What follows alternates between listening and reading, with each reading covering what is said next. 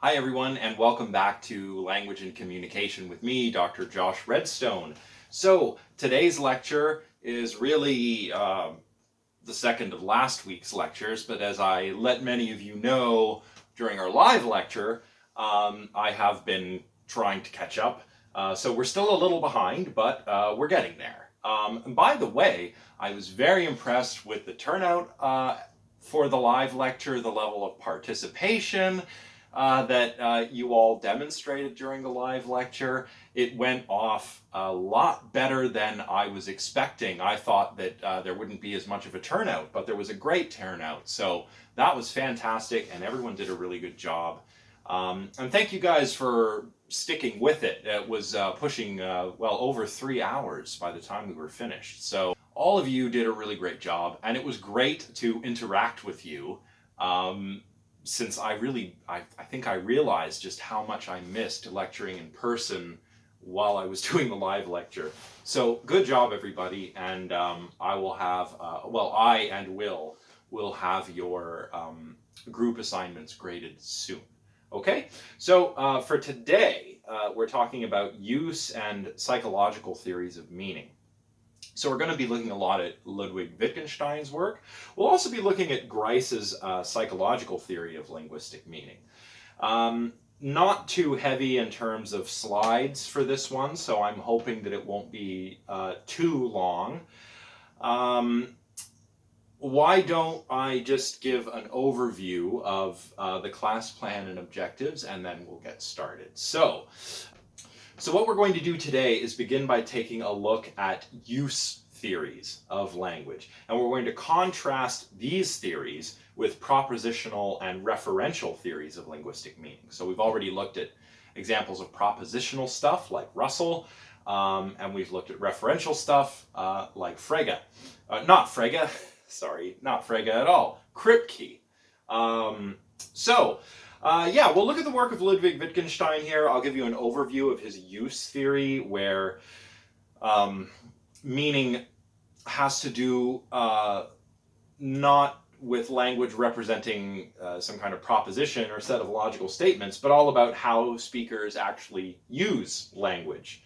And we're going to talk about this idea that we find in Wittgenstein's book, The Philosophical Investigations, this idea of language games. So I'll talk about what those are and how they sort of illustrate Wittgenstein's understanding of meaning in language. And we'll take a look at some objections and replies to this as well. Then we'll move on to Grice's psychological theory of linguistic meaning. I'll go through some of the basics of his project. We will illustrate the difference between what he calls speaker meaning and what he calls sentence meaning. This is an idea that should be sort of familiar, but we haven't talked about it specifically in any kind of Gricean sense. So basically, speaker meaning is understood in terms of psychological states here, whereas sentence meaning is not. So the problem here is, how do we understand how sentence meaning and speaker meaning are related to one another? If speaker meaning has to do with psychological states, and if sentence meaning has to do with what words or signs or symbols or whatever, strings of those, that has to do with what they represent. How do we reconcile these two things? And then we'll take a look at some objections and replies to Grice's idea too. So let's get started by talking about a little bit of background here, right? There are two paths we can take toward understanding where meaning comes from. Two paths down which we might build different theories of meaning, okay? The one path is like the kind we've already been on for a fair bit.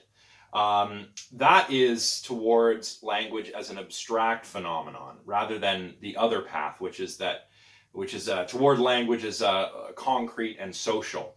Russell, Frege, and these thinkers fall within the abstract camp, or on the abstract pathway, where, sentences or words or whatever come to have meaning because they're, abbreviating certain sets of logical statements, right? And the meaning is contained within those statements, kind of like Russell on descriptions or names or any of those other singular terms, right?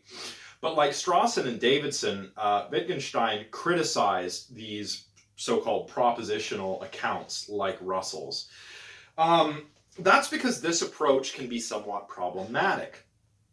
It does sometimes, on the one hand, fail to capture how linguistic expressions can be true and meaningful. And you kind of get a sense of this, when we talk about Strawson and Davidson and thinkers like that, that think that meaning happens, within a certain context, within real time in certain situations with real speakers. Russell's theories are more abstract, right?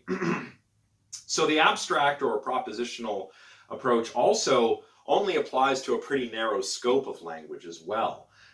It seems to work very well if we're using like formal systems like logic and things like that, but not so much when it comes to ordinary use, which, although somebody like Russell is going to say ordinary use is problematic for philosophers, okay, that might be a fair point, but another fair point is that people don't communicate like philosophers do, typically, right? So, in any case, Wittgenstein is taking an approach that's much closer to Strawson's and Davidson's. He understands language as being defined by what it means to speakers and how it's used by speaking social creatures like human beings, right? So we don't want to take an approach like Russell and Frege do and try to analyze expression in isolation or in the abstract. What we instead want to do is analyze language as we might other forms of social behavior. After all, I mean, it feels weird. It's an odd thing to say that sentences mean things by themselves, right? I think even if you are sympathetic to Russell or Frege or somebody like that, you will probably still countenance the idea that meaning is in some way, some of the time at least, in some form or another, derived from the way language is actually used. Obviously, there are thinkers who disagree with this, like Chomsky, who, if you remember from his paper, has very little use for use theories in language. But no big deal. There are, however, fairly obvious cases of linguistic expression and linguistic understanding, like imperatives or metaphors or questions and those sorts of things that seem particularly situated, where meaning is very dependent on the context, and it's hard to understand how things can mean what they do by taking them out of this context. So that's where Wittgenstein is kind of coming from here. He's a use theorist. He's not a propositional or an abstract kind of theorist like Russell is, even though, if you remember, Wittgenstein was a student of Russell.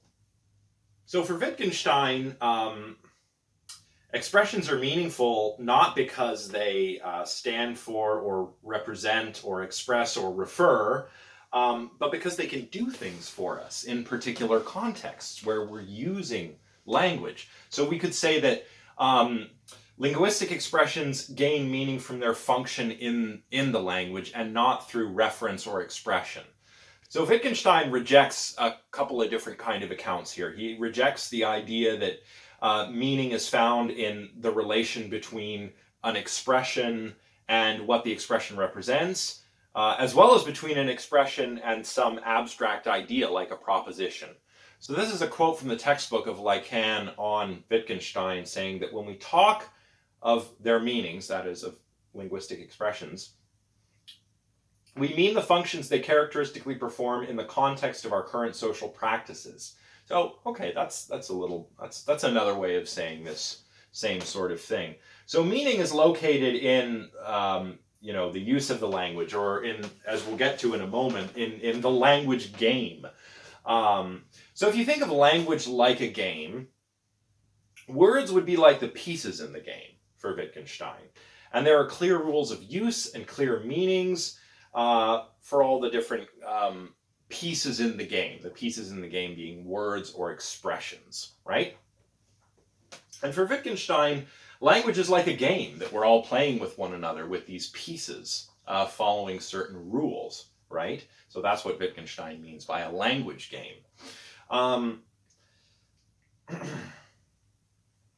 Wittgenstein, kind of like others who oppose a Russellian or Fregean view like Davidson, Wittgenstein is an anti-essentialist about meaning, what we could call an anti-essentialist. What that means in this context, I suppose, is that while many of our words seem to follow similar patterns, the expressions we form with words follow similar patterns, they're not always exactly the same, right? So there are rules, but there's no essential meaning in these signs. The meaning comes from how they are used, and that can vary across contexts. Say if I use a phrase sarcastically to mean the opposite of what that phrase usually means, but it's my tone of voice and the situation that I'm uttering that expression in that gives it the meaning, right? So he's an anti-essentialist insofar as that while meaning is determined by a characteristic function, it's not absolute, okay? Now there are some worries about this, such as how we're to make sense of the meaningfulness of novel sentences. And this is important because one of the main questions we're grappling with in this course is how to figure out what differentiates a meaningful sentence from a meaningless sentence, like colorless green ideas sleep furiously or something like that, to borrow an example from Chomsky. And Lacan's going to discuss a few of these objections. We'll discuss a couple of them too. The main concern, I suppose, is that use does not equate to linguistic understanding. So having mastered the use doesn't equate to understanding. And so for some, this doesn't seem to be sufficient for meaningfulness. Again, I mentioned this in the live lecture, but this is similar to Lacan's example of using of his phenomenology student who was using the terminology of phenomenology in the right way, but didn't understand any of it and got an A in this class without understanding any of what he was saying. So there's a worry there like this, but we'll just put that aside for now. Maybe I'll come back to that later. Well, Lacan says that Wittgenstein has what he calls a social behavioral idea of linguistic meaning. So to understand linguistic meaning, consider what is involved in learning a language and mastering a natural language. For use theorists, and I'm quoting from page 77 here, what is learned and taught is a complicated form of social behavior. So knowing a language is kind of like knowing how to behave, knowing how to play the language game the right way. So use theorists reject the idea that meaning is some kind of abstraction, like a relationship between an expression, a linguistic expression, and a proposition or a referent or something like that. Okay? So, all right, why don't we, I've been mentioning language games. I've been dropping this term here and there. Why don't I try to go into this stuff in a little bit more detail before we move on? All right, so language games. Well, for Wittgenstein, using language is a bit like playing a game, in that there are rules and conventions that guide how we use language, just like there are rules or conventions that guide how we play games. And different linguistic activities, like greeting other people, or expressing disappointment, or perhaps giving orders or participating in a ceremony, any social situation you could think of, represents a different kind of language game. So it's not that just like language is game-like overall, it's just, it's more that there are these different language games we play, and we follow different rules and conventions when we do it, and the linguistic expressions we use are a bit like pieces in a game. And in any language game, to quote from page 78 of your textbook, the primary point is to initiate action, not to refer or to express an eternal proposition, okay? So particular linguistic expressions function like game pieces in language, the way that game pieces do in ordinary games. We have to use them in ways that are consistent with their correct use, or correct according to rules, or at least according to linguistic convention. So the meaning of a word is the use we make of it in accordance with the rules of the language game in which the word occurs. And not just words, but perhaps entire whole sentences, so any linguistic expressions, from words up to sentences. And this is something called inferentialism, or the inferential theory of meaning. So what that says is that language is governed by rules about what one is supposed to say in response to a preceding utterance or another event. So rules about how I'm supposed to respond to things that are said to me or to things that happen in the world, right?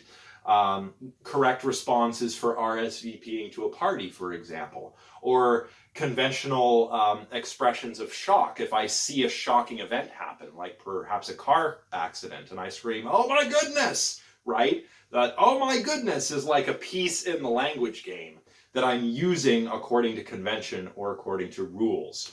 And it means what it does on the basis of all of this, which is the inferential theory of meaning. So, all right, well, what's next? Well, we just finished slides 6 and 7. Let's move on to talk about 3 out of, well, there's a few objections that Lacan talks about in the textbook. We're not going to cover all of them. We're just going to cover 3 of them here, but they're pretty important ones. So let's take a look at those now. So a couple of the objections in the text that I'd like you to pay particular attention to are objection numbers 4, 5, and 6. They all ask, how do use theories help us to explain the content of linguistic meaning and what is involved in understanding beyond language, beyond just using it the right way, right? It's hot in here today. So objection number 4 says that use theories seem to allow for knowing a language without understanding it. And again, this is coming back to that example of Lacan's student who picked up the phenomenology jargon really well and got an A on his term paper by using the jargon effectively, but without understanding any of it. We could call this linguistic competence without grasping linguistic meaning, right? Objection number 5. The use theory fails to distinguish between ordinary games and language games. So, okay, language is like a game in that we play these different kinds of language games, and that's how words get their meaning. But how is that different from, the rules of a game like chess? And is there meaning in a game of chess in the same way that there is meaning in natural language? Something to think about, right? Objection number 6, it's unclear how use theories explain how it is that language games involve uttering and understanding meaning and content. So saying that, expressing things, expressing things. Unclear how use theories can explain how language games involve, uttering and understanding content or meaningful content. In other words, saying that. Remember, language games and linguistic behavior is like a social thing. It's a type of behavior, right? To quote from the text on page 83, the things players in these various games have done may have significance in some sense, but, this is kind of a what if here, nobody has made any assertions or asked anyone or advised anything to do anything. In a case like this where I haven't tried to use language to get someone to do something for me, in the example from the philosophical investigations that's talked about in the textbook of these builders who only have a language of like 4 words, like slab and I forget the other 3 words, but they only have 4 words in their language and they're supposed to build something, and they can do it by using language, these words in a language game for building. But what if I don't ask anyone to do anything or advise anyone anything? What if I'm just saying that P is the case and I'm not trying to do anything with my language? How do we explain meaning there? And use theories have a bit of a tough time doing this. Use theories seem to allow for knowing a language without understanding it. That's number 4. This reminds me a bit of John Searle's Chinese room thought experiment, which, if you're not familiar with this, let me know in the comments, or I will, I'll come back to this later. But basically, this is kind of like how a natural language processor on a computer can use language, and we could even have a conversation with it, like a chatbot.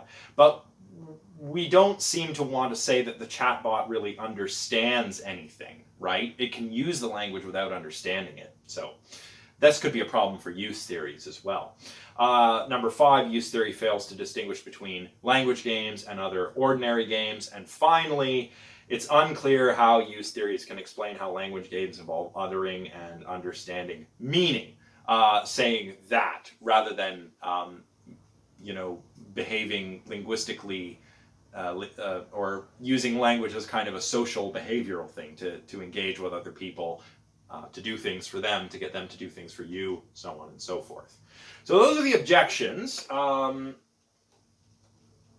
Objection 5 actually includes a little bit more back and forth in the text that it would be good to go over briefly.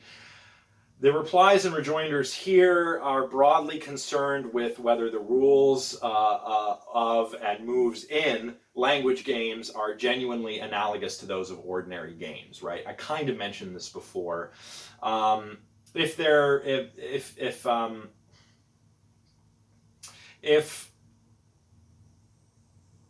they're not, language games aren't language, right? In that case, use theory fails to provide a distinctive account of linguistic meaning, right? Language is just another kind of social practice. And we mean things in language the same way we mean other things in other situations.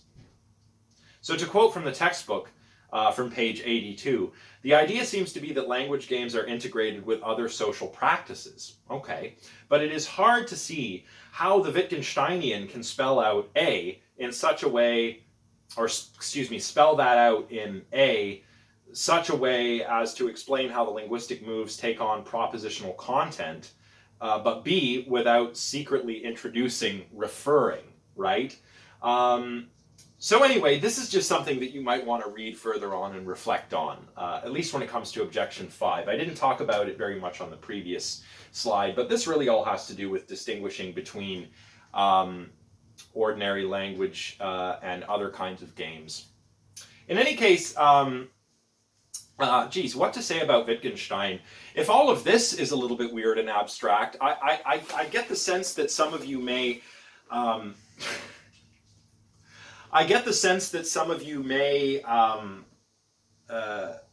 especially if you're not from a philosophy background, find some of this very abstract and weird, and that is perfectly normal.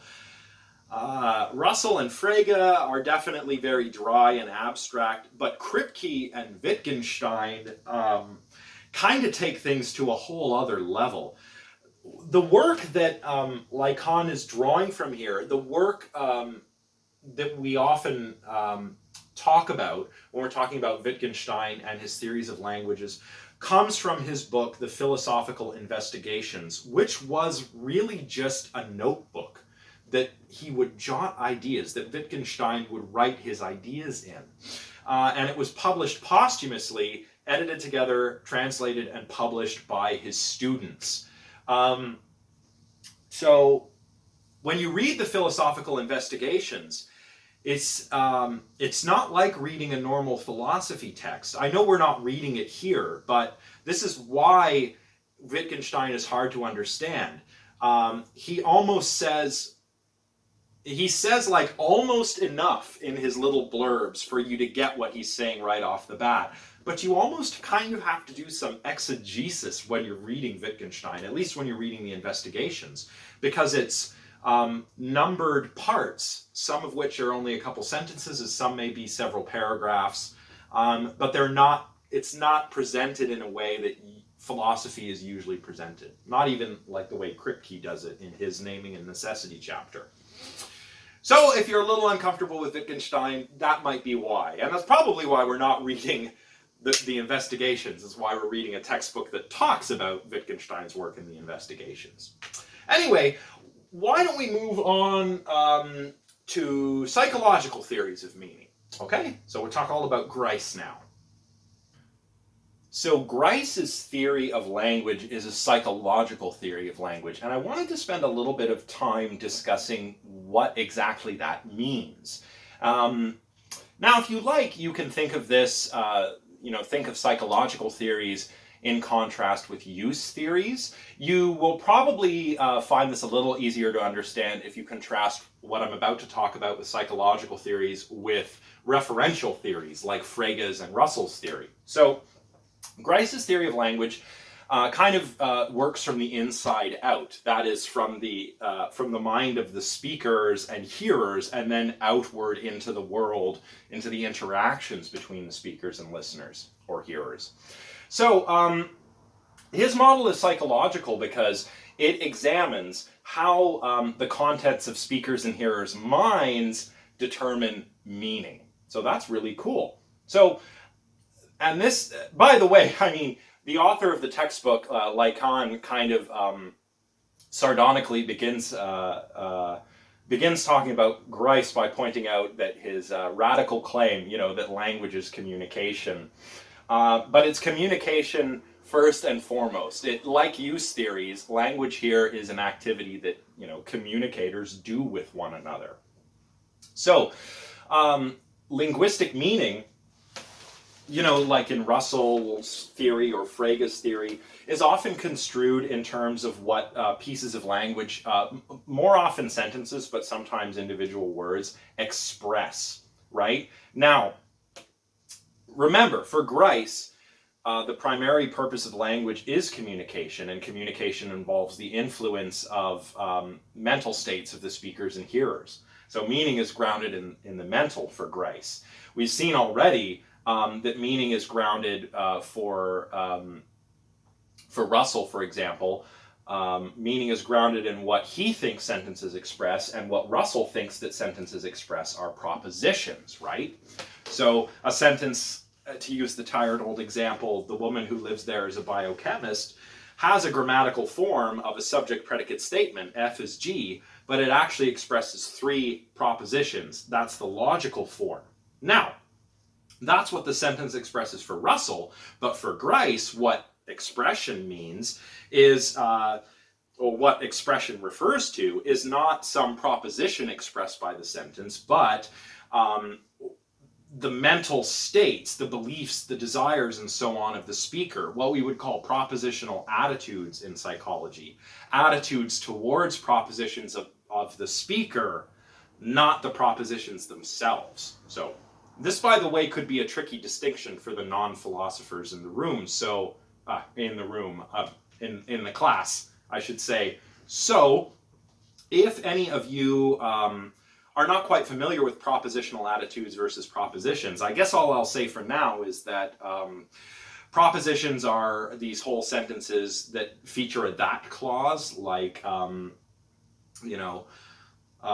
not even a that clause. The woman who lives there is a biochemist is a proposition. A propositional attitude is an attitude that one adopts towards the truth value of that statement.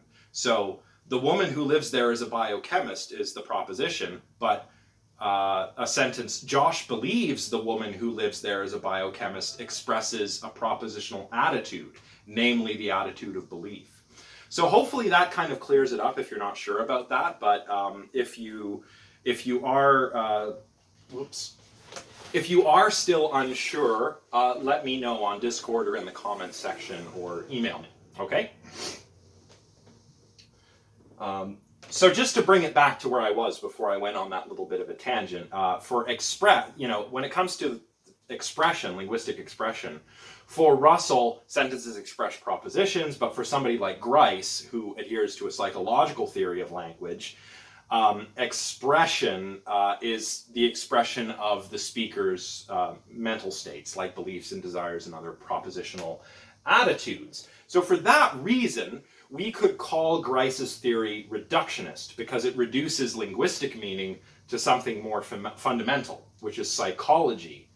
And by doing that, it also renders linguistic theory as a kind of branch of psychology. So you might think of Noam Chomsky here, who does computational linguistics and who began doing this at the same time that cognitive psychology really got going during the cognitive revolution. Cognitive psychology is, of course, all about providing computational information processing models of thought and perception. And language and computational linguistics would be like a part of that. So That's not exactly what Chomsky does, but I think Chomsky would be sympathetic to this kind of psychological theorizing. Indeed, Chomsky's a very influential figure in the cognitive sciences, and is an important. His work is important for having dispelled the notions of behaviorism and creating an interest in what is going on in the mind, after all. So you might wish to draw some further points of contact between Grice and Chomsky here, if you're thinking this through on your own or chatting about it with your classmates. What about types of meaning, right? I mentioned at the beginning of this lecture that Grice talks about two kinds of meaning, speaker meaning and sentence meaning or standard meaning. So, how does this fit into Grice's theory? Well, Grice's analysis of meaning in language involves two steps. The first step is reducing a sentence's standard meaning to speaker meaning. I guess you could think of standard meaning as, to bring it back to Wittgenstein, as the conventional or rule-governed use of an utterance like a sentence. So standard meaning needs to be reduced to speaker meaning, and I suppose this is another way in which Grice's theory is reductionist as well, because of the reduction he does with meaning when trying to explain meaning. So he reduces a standard meaning or sentence meaning to speaker meaning, and then reduces speaker meaning to the psychological states of the speaker, the earlier mentioned propositional attitudes that I express, like I'm thirsty, I'll take a sip of my coffee.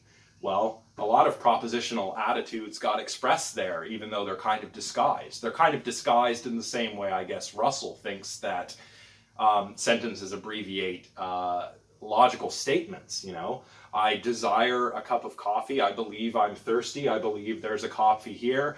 That all interacts together to produce this behavior and my utterance describing my behavior of taking a sip of coffee. This is a very simple toy example, but perhaps you can come up with your own examples and let me know in the comment section.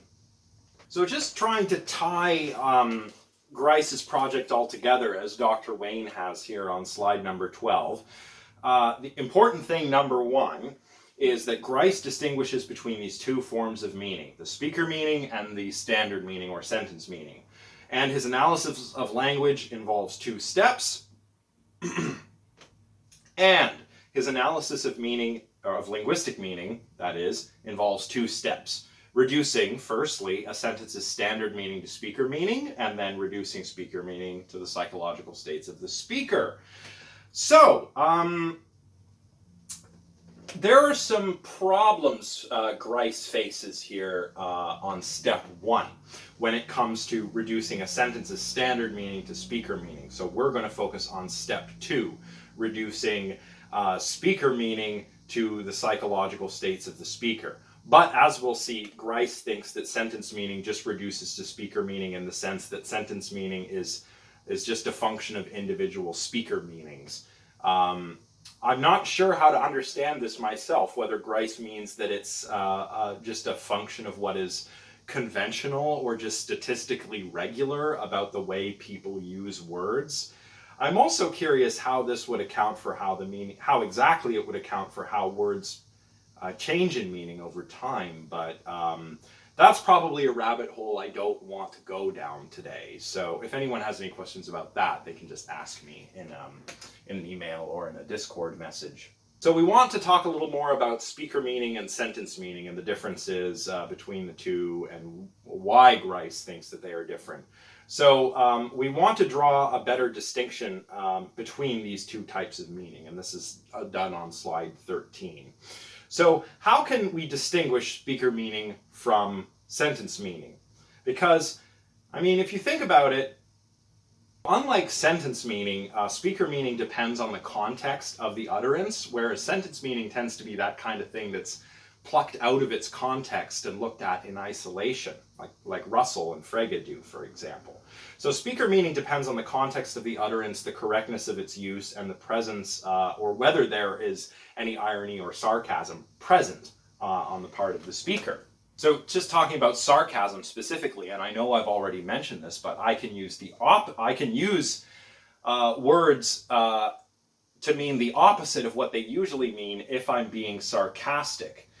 For example, if I say "great job" like that when looking at an obviously terrible performance by somebody like a coworker or a student or something, it would be obvious from the context that I mean terrible job, even though I said great job. I would never do that to any of you, by the way. I would never say great job and mean a terrible job. When I tell you guys you do a good job, I mean you do a good job, okay? Another example is from the textbook where Lacan uses the example where he uses the word jejune to mean callow and puerile, where it really means meager and unsatisfying. If the other person understands that he actually did mean that what he was referring to was meager and unsatisfying, even though he used the wrong word, then he succeeded in communicating there. So you can see links to Davidson here, right? Another example that I really hate because I just don't like the television show that much, but you may have seen that episode of Family Guy where Peter Griffin, the main character, starts using this term shallow and pedantic because he heard it on television and wanted to sound smart. And I believe at some point he refers to the dinner that Lois has made as shallow and pedantic, right? So it's the similar kind of thing here. If Lois Griffin had understood that what Peter was trying to say was that dinner was not very good, then Peter succeeded. But then again, I kind of don't like that example because I just don't think the show is that funny.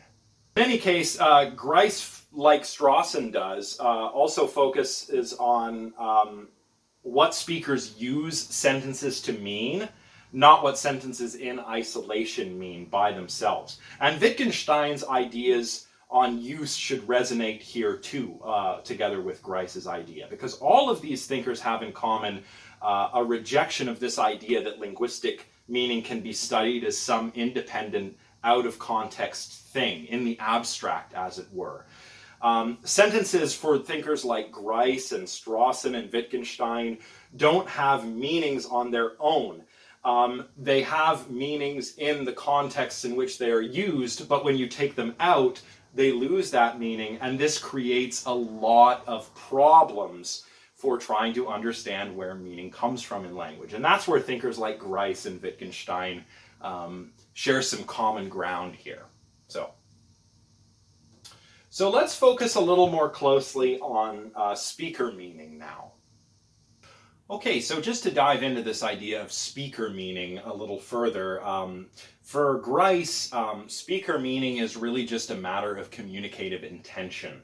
So speaker meaning for Grice is understood in terms of what the speaker intends to communicate to the interpreter or the listener, that is. And an important thing to note here is that these intentions don't necessarily have to be conscious. They may be unconscious. Perhaps even most of the time our communicative intention is unconscious, or at least not fully conscious. That's not really a problem for Grice here. Now, when it comes to this speaker meaning and speaker intention and communicative intention, you might see some links to the work of Donald Davidson from when you read his paper, A Nice Derangement of Epitaphs here. But there are some differences between Grice and Davidson. So if you recall, Davidson emphasizes the convergence of passing theories. So like Grice, he's kind of taking an inside-out approach. He's paying attention to the mental states of the speaker, but not as precisely as Grice is. Grice is emphasizing the importance of actual mental states of the speaker, their propositional attitudes that are specific to that situation, not just this vague theory-like, the idea of a theory as it's used here is a little bit vague to me, but it's a little vague, especially the way Davidson uses it. I think Grice is a little more precise here. But in any case, speaker meaning here is understood in terms of what is intended on the part of the speaker so that she can communicate with the listener. So imagine you're joking around with a buddy, for example, about their favorite band. and you say, wow, you have terribly sophisticated taste, the linguistic meaning of that utterance, wow, you have terribly sophisticated taste, is determined in reference to what you intended to get across, which could actually be that you have terrible taste, or maybe that they are very pretentious, or you could mean the opposite. Maybe they do have sophisticated taste. I mean, if your favorite band is Nickelback, and then I tell you, wow, you have terribly sophisticated taste, what I probably mean is that you just have terrible taste. But if your favorite music is like Mozart or something, then I might be serious when I say you have terribly sophisticated taste. A little too sophisticated for me. Right? That's not actually true. I think Mozart's great, and I don't think you're pretentious for listening to Mozart, so yeah. Notice through all of this is that you don't really have to consciously think this through if you make an utterance like this. You just kind of know how to do it, right? So all of what we're talking about here, your intentions and so on and so forth, don't necessarily have to be conscious, like I mentioned previously. So Grice offers a kind of schematic or model of speaker meaning, which is reproduced in Lycon on page 88. Here, by the way, S stands for speaker, A stands for audience, P stands for belief, and X stands for utterance. So philosophers will often schematize things this way in order to make them simpler and more succinct. So the psychology of speaker meaning goes like this. First, S uttered X intending that A formed the belief that P. Okay, so a speaker utters an utterance intending the audience forms a certain belief. S further intended that A recognizes S's original intention as described in number 1. So the speaker intends that the audience recognizes the speaker's intention in uttering X. Whether that's to mean you really do have terribly sophisticated taste or you just have terrible taste. Terrible unsophisticated taste, perhaps. And finally, 3, S still further intended that A form the belief that P, at least partly on the basis of recognizing that original intention. So the speaker further intends not just that S recognize his or her original intention, but that A forms the belief, the relevant belief, partly on the basis of recognizing S's original intention. So that's the model of how it works. Of how Grice reduces speaker meaning to psychological states, namely intentions, propositional attitudes, like beliefs and desires. Intentions are a kind of propositional attitude, so. Just quoting from Lycon here, from page 88, same page you can find this. Presumably, speaker meaning is a matter of communicative intention, of what I am intending to convey to you. It does seem that, in general, individual communicative acts are a matter of speakers having complex intentions to produce various cognitive and other states in their hearers. And that's what this kind of schematic is trying to capture. So back to Lycon's example of the Piccolini mask, if he describes that as jejune, and means that it was callow and puerile, then, and that's the intention here, that's the belief he's trying to get the listener to adopt. If the listener adopts that and recognizes that, communication succeeds. So again, a bit like Davidson and the convergence of passing theories, but with much more emphasis on particular mental states, namely intentions, beliefs, and desires. So there's an objection that we ought to consider here toward Grice's idea, the little schematic that we just covered. And that is that speakers may sometimes mean something with an utterance, yet they don't intend to produce a belief. So their intention is not to produce a belief, but their utterance still has meaning. For example, they can do this by uttering something or meaning something in a particular way, like through the hearer's recognition of their intention, or they might not intend anything at all. I'm going to try to break this down with Lycon's example. Basically, the problem is we don't always intend to produce a belief. either through a hearer's recognition of our intention or just in general. We may not have any intention at all to produce a belief. For example, and this is Lacan's example, we might want the speaker to form, or the speaker might want to form a belief, but not because of anything the speaker says. So imagine a speaker is arguing for a position or presenting some kind of like mathematical theorem. Here, the speaker wants the hearer to adopt the beliefs in question because of the truth of those beliefs, right? Or the truth of the propositions that form the content of the beliefs that we're trying to get the speaker to adopt. Not because of our intentions, right? So if I'm trying to get you to believe in a historical fact or an ethical argument or a geometric proof or anything like that, what I want you to do is come to believe it because you accept the proof or the argument as true, not because I have an intention to bring about a particular belief in you. So I might like speaker mean a conclusion of these arguments, but I don't intend for the audience to adopt my conclusion because of my intention to produce those sentences, right? Or to get those sentences to produce that belief in you. That's what this means. So that's one objection that we can raise here that's important to consider. What's a response/rejoinder to this? Well, maybe we only need to activate a belief, and we only need to get the listener to recognize the speaker's beliefs or intentions. So we could weaken part 1, basically, of Grice's schematic that we find on page 88 of Lacan.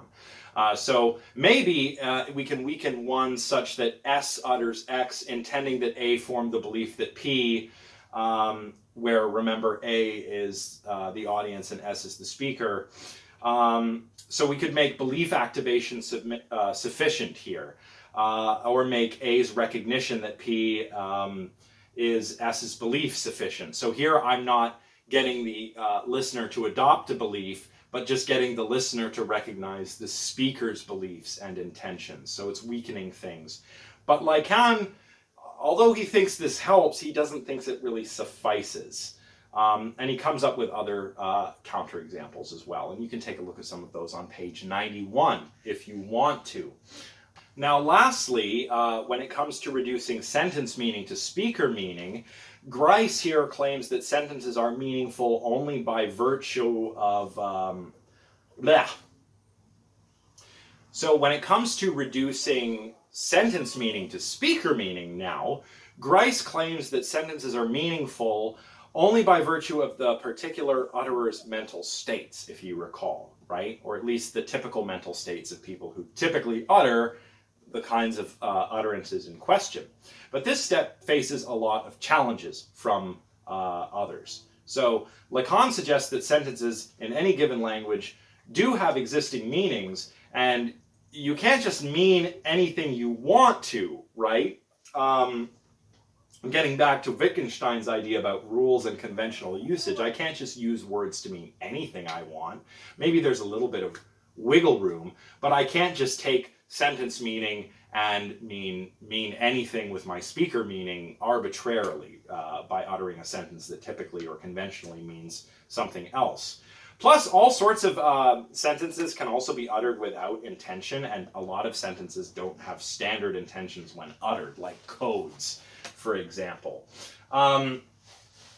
For a lot of these reasons, this part of Grice's project is generally viewed as a bit less plausible, or at least more challenging. So we're not going to, obviously we're not going to spend too much time on this. I'm actually about to just wrap things up. I'm paraphrasing the text here, but it says something like, it would be natural to start by supposing, when reducing sentence meaning to speaker meaning, that a given English sentence means, that P only in the sense that when speakers of English utter that sentence, they always, or at least usually, speaker mean that P, right? But this is where the problems arise. So there are going to be different kinds of instances, for example, perhaps extreme ones, but also general instances where we don't want to say what we means whatever we want, right? You know, I can't just mean anything I want. Grice has to lean on convention here at least a little bit.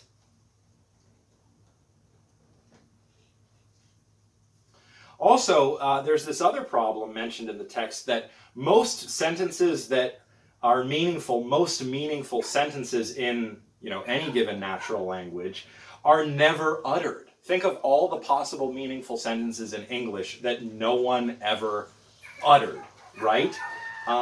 So nobody means anything by these sentences, but surely that does not make these sentences meaningless. And you can try and come up with examples of these unuttered yet meaningful sentences in the comments section if you want to. So for Grice, generally his analysis of sentence meaning in terms of speaker meaning is a bit less straightforward and well accepted than his reduction of speaker meaning to the psychological states of the speaker. So because of these and other difficulties, Grice might have to revise this step in his analysis, or maybe even allow sentence meaning to only be indirectly derived from speaker meaning. In any case, we're not going to resolve this issue here. Well, let's wrap things up for the day.